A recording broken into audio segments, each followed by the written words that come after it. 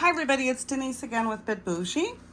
We are gonna do piping around a corner, and just to show you the difference between the other video where we were just piping a straight edge and the piping was not used on a bias, which you really don't have to because it's a straight edge.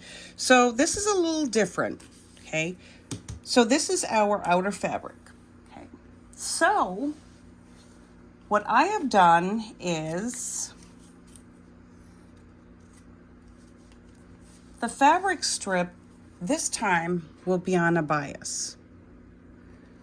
Okay, so you can tell it's on a bias. When I pull, it does this. It gives you a little stretch. We are going to need this stretch to go around this edge here because this has now become a cushion, and cushions have corners or edges. Okay, I'm using the same cord that I used before. I believe this was a 4mm.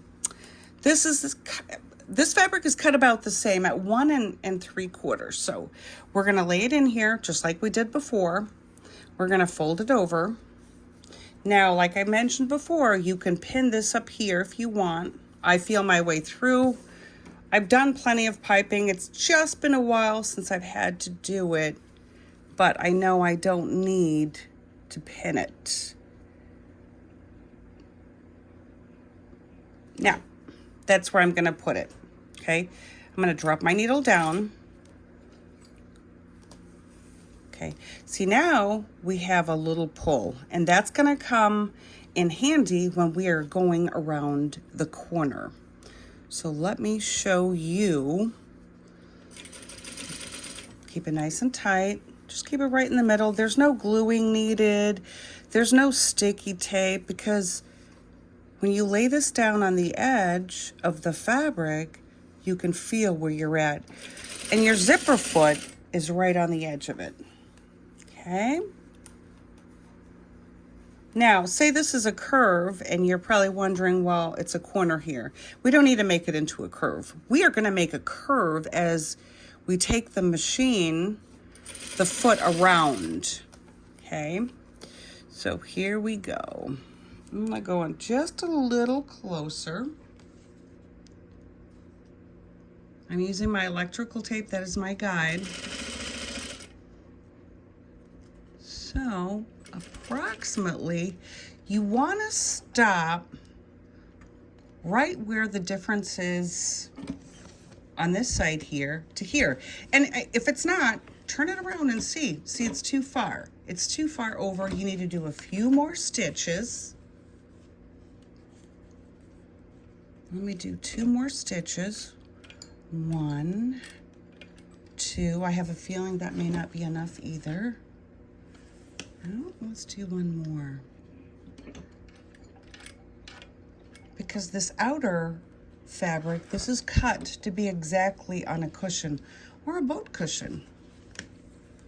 So we are going to still keep our fingers together. We're going to sandwich this, and we are going to turn.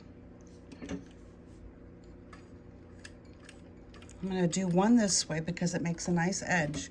So now what I'm going to do is turn it all the way this way. You are still going to keep this together. The piping is still going to be together. And what we're going to do is we are going to turn it this way.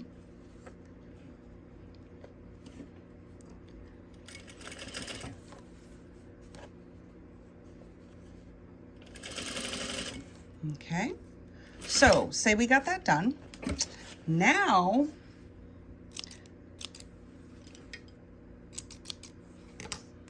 we have this flop here. Not a big deal because we are actually going to take a scissor and we're going to release some of this tension right here.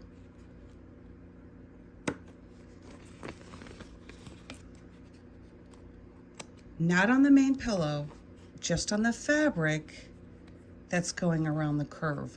All of this we'll get rid of. I promise you that.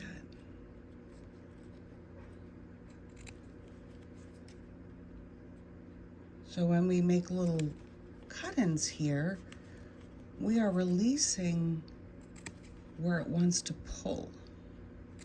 But we needed that pull to get around the corner, so.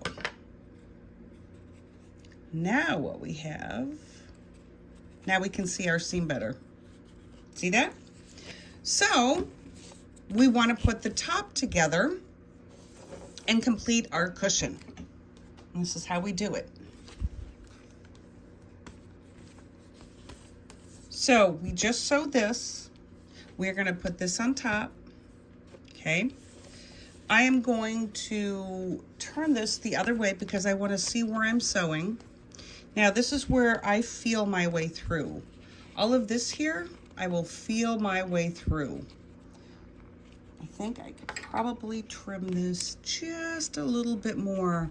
You want to trim, but don't go farther than the seam, because that's gonna actually open up underneath. Right there, that one. There.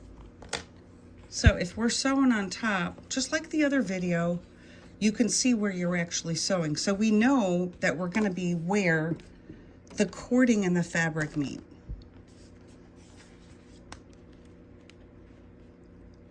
So right there is where the two pieces are together. I'm gonna drop my foot down. Now this is nice and tight. This here, hang on to this.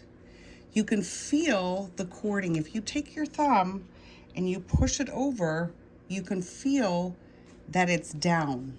Okay, so that's what we want. We know this is down. It's down up against the other piece of material, and it is going to be perfectly fine. There we go. Now I'm going to turn it just on an angle, just to do one stitch in the corner. Now, see what I'm doing? I'm taking my thumb and I'm pushing it over. Okay, so I just have the fabric. So one stitch on an angle, and then I'm going to turn it back towards me. So this is what it looks like underneath. See that? So you can feel, if you put your finger underneath again and pull it this way. Get it out of the way of the zipper foot and the needle. Just move it. And this is where fingernails come in handy. An awl would not work, and I'll show you why. It's pokey. Now, when you're going around the corner, it might help to hold it and pull it the other way, but this is not going to help because it's got a poke on it. So you just need to feel your way through, become the project, become the machine, I always say. So that's where we're going to sew right up along the edge. Okay, so, all right. So we got our corner done, and it is a corner. So at this point, what I like doing, go ahead and just soften out this edge a little bit. That's all you got to do, okay? So when we turn this, you can fold this way and this way, and then you turn it inside out or outside in, and use your scissor because it's dull. I also have a little wooden stick that I like using. So you can turn this so it has a nice edge. So at least that'll give you an idea. This was probably, I don't know, probably not the best material. I could have done a better job, but this kind of gives you an idea. This is why you want this on a bias, because you want it to go around the edge, okay? Like the other one, we didn't have to worry about that because we were just doing a straight seam. See the difference? So this did not have to be flexible, but this did to get around the corner, okay? So hopefully this will help all of you. This is just an idea of how I do it. There are many different ways that people do it. Maybe they'll do, they'll take the cording and the fabric and baste it. Basting means you just do a temporary stitch and then you sew it. Or some people use 2 pieces right away. You know, you can use both pieces and the cording in the middle. You know, you got to be really good at it though. It's kind of nice to have that seam where you can guide along and know exactly where your first seam was to sew the second one on to get it nice and tight. So that's how I look at it.